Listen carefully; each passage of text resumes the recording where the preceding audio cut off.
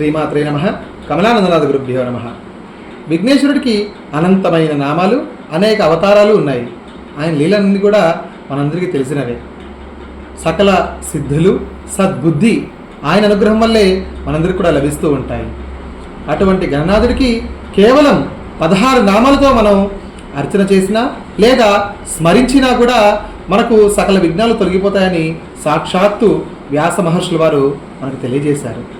ఈ నామాలు ఎప్పుడెప్పుడు స్మరించవచ్చు అంటే, మనము విద్యారంభ సమయంలో కానీ, వివాహకాల సమయంలో కానీ, లేదా ఎటువంటి కార్యనిమిత్తమై బయటకు వెళుతున్నా కానీ, యుద్ధ సమయాల్లో లేదా ఇంకా సర్వ కార్యములలో కూడా ఈ యొక్క 16 నామాలు మనం స్మరించినా లేదా విన్నా కూడా మనకు సకల విఘ్నాలన్నీ కూడా తొలగిపోతాయి.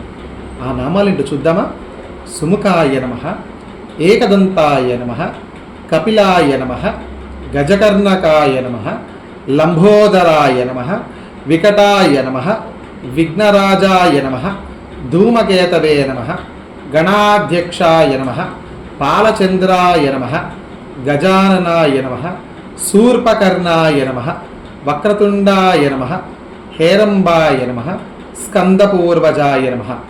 ఈ 16 నామాలు కూడా మనం స్మరిస్తే ఎటువంటి విఘ్నాలున్నా కూడా అన్నీ తొలగిపోయి సకల కార్యాలన్నీ కూడా నిర్విఘ్నంగా ముందుకు వెళ్ళిపోతాయి. సర్వేజన సుఖినో భవంతు.